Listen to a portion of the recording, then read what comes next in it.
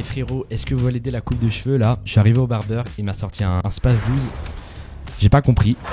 Les frérots, ça fait 6 mois que je suis sur YouTube et je me suis dit ça peut être pas mal de parler de moi. Non voilà, sans prétention, en vrai je me suis dit que ça pouvait être un concept pas mal. En fait c'est une FAQ un peu différente, je me suis préparé une liste de questions et je vais y répondre chaque année. Comme ça permet de voir un peu mon évolution d'un autre point de vue. Donc voilà les frérots, c'est vraiment sans prétention. Pour vous dire, le chien de Michou, il a plus d'abonnés que WAM, il fait pas des FAQ lui. Avant que la vidéo elle commence les frérots, n'hésitez pas à vous abonner, c'est un soutien énorme et gratuit qui aide au développement de la chaîne. Et voilà, c'est parti. Comment je vais? Les frérots, aujourd'hui, j'ai pas de honte à le dire, mais dans ma vie, tout va bien. Franchement, j'ai des petits problèmes comme tout le monde et tout, mais après, d'un point de vue YouTube, je pense que j'ai pas vécu assez de choses pour dire que j'aille bien ou que j'aille mal. Et même, je vois mal comment je pourrais mal aller. En vrai, j'ai pas encore fait grand chose. Du coup, je pense que même de ce point de vue, je dirais que j'y vais plutôt bien en fait.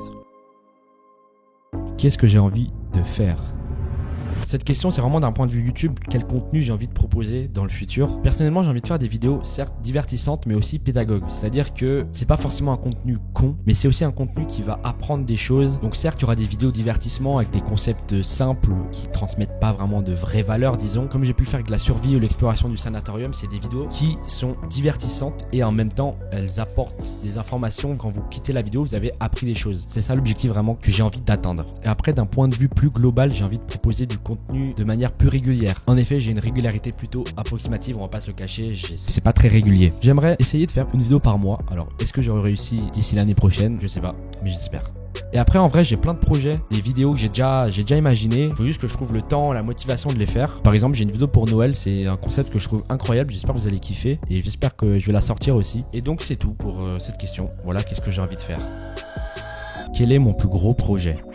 Les frérots, mon plus gros projet, c'est la dernière vidéo, la vidéo où j'étais dans la forêt. C'est un gros projet sur plusieurs plans. Premièrement, sur le plan personnel. En vrai, malgré le confort que j'avais, j'ai quand même vécu une expérience qui était, disons, enrichissante. Dans le sens où c'est la première fois de ma vie où j'étais seul aussi longtemps que ça. Et en vrai, je vous conseille de le faire si vous avez l'occasion. En vrai, c'est pas si difficile, disons. Et en vrai, ça fait pas de mal. Après, c'est aussi un gros projet sur le plan de la production. Pour vous donner une idée, il y avait 14 heures de rush. J'ai filmé pendant 14 heures dans la forêt. Et le montage, ça m'a pris plus de 110 heures, je crois. Alors ouais, ça fait beaucoup. Après, j'ai pas forcément un niveau de montage qui me permet encore d'être assez rapide et efficace. Par exemple, les premières 40 secondes, ça m'avait pris, je crois, 40 heures à faire. Mais après, je suis super content du résultat et franchement, je suis fier de cette vidéo. Et même, j'ai eu des bons retours en vrai. Mais ouais, c'est ça mon plus gros projet pour le moment. Ce dont je suis le plus fier.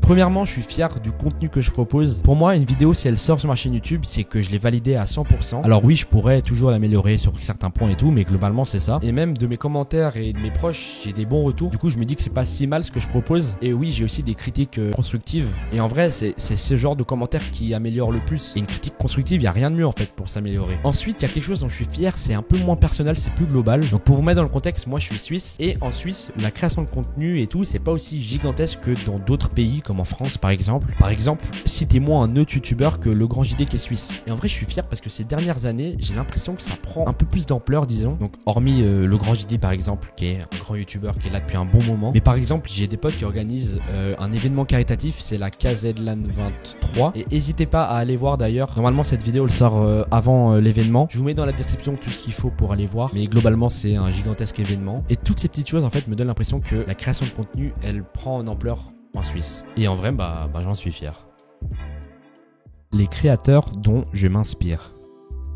Je peux pas le cacher, mais les frérots, mon créateur de contenu préféré, c'est Inoxtag. Ça se voit même derrière WAM, en vrai. Et même dans la manière de faire mes vidéos, même certains concepts. J'aime pas dire que, en vrai, je le copie. Dans le sens où, en fait, c'est quelqu'un que j'apprécie tellement que forcément, au bout d'un moment, il rentre dans ma personnalité. Après, il y a d'autres créateurs que j'adore, comme par exemple Le Grand JD, je l'ai cité avant. Et je trouve que son contenu est incroyable. Franchement, je m'inspire énormément dans mes vidéos. Par exemple, la vidéo dans le sanatorium, c'est clairement une vidéo dans le montage, dans la manière de narrer l'histoire, etc. C'est vraiment purement inspiré de Le Grand JD. Et vraiment, je suis fan de ce qu'il propose. Donc ouais, c'est mes deux créateurs préférés. Et après, bien évidemment, tous les youtubeurs, vraiment, je les apprécie. Les frérots, pour moi, YouTube, c'est une partie intégrante de ma vie. Rien que cette chaîne YouTube, les frérots, elle a 10 ans. Il y a 8 ans, je faisais déjà des vidéos sur YouTube. D'ailleurs, on en reparlera dans une autre vidéo, je pense. Mais voilà, je regarde YouTube depuis que je suis petit. Vraiment, j'ai grandi là. Et en vrai, si aujourd'hui je suis comme ça, c'est vraiment grâce à YouTube. Énormément de domaines, de passions que j'ai dans ma vie, ça provient de YouTube en fait. Et c'est aussi pour ça que j'ai envie de faire du contenu. Je me dis, si ça peut inspirer des personnes. Et même moi, je kiffe faire ça. Donc en vrai, je peux pas rêver mieux en fait.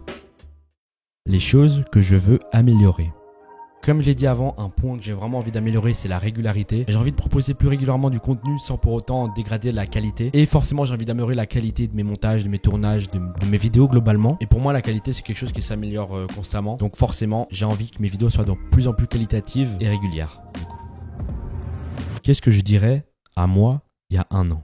Il y a un an, je me serais juste dit de commencer YouTube plus tôt. Pour mettre dans le contexte un peu, donc moi, à la base, je faisais des streams. Et en vrai, au bout d'un moment, c'est quelque chose que j'aimais plus trop faire. Pour moi, YouTube, c'est quelque chose qui me correspond, je trouve, tellement plus que le stream. Le fait de proposer un contenu fini, bien travaillé, etc. C'est quelque chose que je préfère en vrai. C'est peut-être d'un côté un peu moins personnel, mais en vrai, c'est quelque chose que je préfère. Et en vrai, c'est ça que je kiffe en fait. Et il faut savoir que avant de publier ma première vidéo YouTube, j'ai attendu 8 mois. C'est-à-dire que j'ai arrêté de stream et c'est que 8 mois après que j'ai publié ma première vidéo. En fait, c'est parce que je préparais plein de petits trucs inutiles. J'ai dû faire 10 bannières, 10 logos. J'ai pensé à plein d'idées de vidéos que finalement j'ai jamais fait. Et finalement j'ai eu le déclic. Je me suis dit bon allez c'est pas grave. Je publie une vidéo. Alors j'ai publié Kikimito avec Shine et Ivo. Et en vrai la vidéo vous a plutôt plu. D'ailleurs j'ai envie de faire un épisode 2 prochainement. Et du coup ouais, je me serais juste dit de commencer à faire des vidéos YouTube, d'arrêter de calculer etc. tout ça et juste fais ta première vidéo frérot.